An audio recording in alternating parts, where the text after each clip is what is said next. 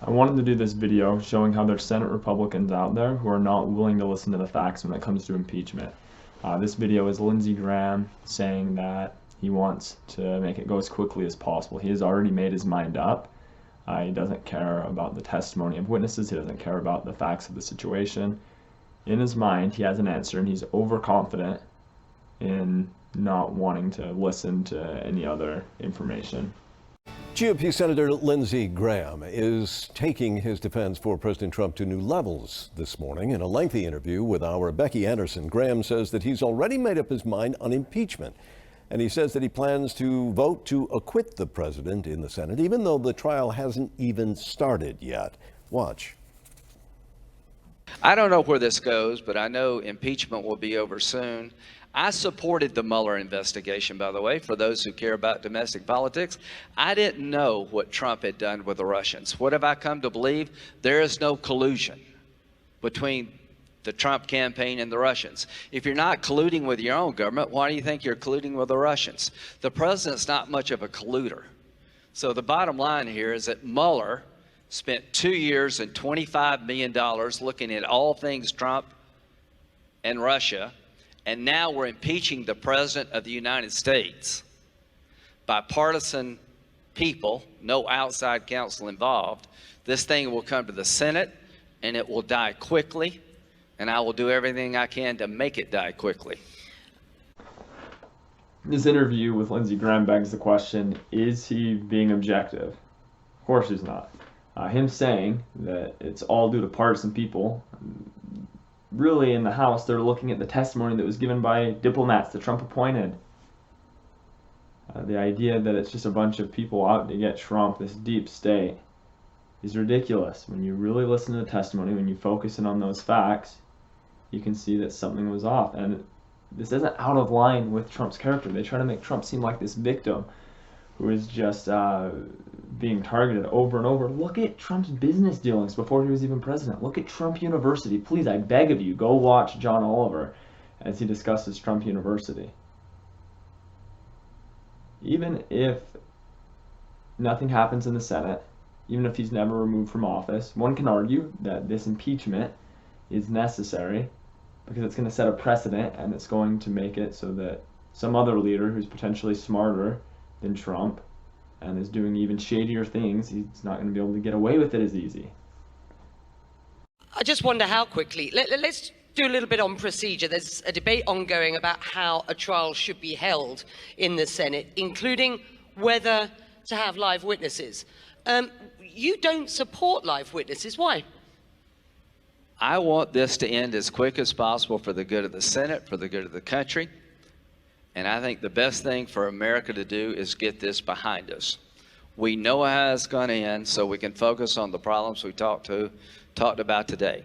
If you don't like President Trump, you can vote against him in less than a year.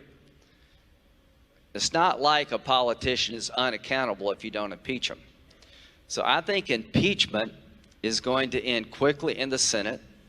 I would prefer it to end as quickly as possible. Use the record that was assembled in the House to pass impeachment articles as your trial record. I don't want to call anybody. I don't need to hear from Hunter Biden. I don't need to hear from Joe Biden. We can deal with that outside of impeachment. I don't want to talk to Pompeo. I don't want to talk to Pence. I want to hear the House make their case based on the record they established in the House, and I want to vote. But you are, along with the rest of your Senate fellows, jurors. Is it appropriate to be voicing your opinion even before this gets to the Senate as a trial? Well, I must think so because I'm doing it. That last answer, I must think so because I'm doing it. What an arrogant thing to say. He's implying that everything he does and everything that he's saying, that's correct. His one point that he brings up where he says, if you don't like the president, you can choose to not vote for him next year. That's an argument that they have been continuously bringing up. And in reality, that's ridiculous. What they're looking at is if he broke the law. If he committed abuse of power, and if he committed obstruction of Congress. If he did those things, according to constitutional scholars, he should be impeached. Obstruction of Congress. Just because you don't agree with an investigation taking place doesn't mean that you can just do whatever you want and not show up and tell the White House staff to not show up when they're being subpoenaed in. It's the same kind of idea, like if someone's standing on the sidewalk and a cop is chasing someone and the person thinks, oh, I don't think the cop should be chasing them. That doesn't give them a right to just jump in front of the cop's way and to impede the justice that's happening. Regardless of our own personal opinions, no one's above the law. Everyone has to follow these types of things. Politicians like Lindsay Graham, Matt Gaetz, Jim Jordan, these people are sycophants who do whatever Trump asks them to. When Trump brags about his followers who would still back him even if he shot someone, these are the people.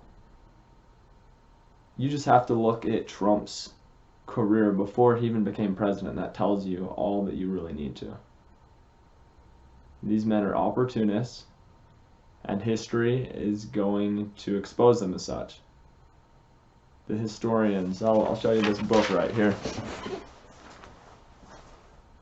This is Give Me Liberty by Eric Foner. I'm telling you that, and it goes into just U.S. history. It's over 1,000 pages. It talks about recent presidents like Obama. I'm telling you that the future Eric Foners, they are going to make Trump and Matt Gaetz and these people look ridiculous, because they are. They will show future generations how those in our time who are supporting Trump are absolute clowns, opportunists, or they're just grossly misinformed. Thanks for watching. Subscribe to my channel to see more history and politics.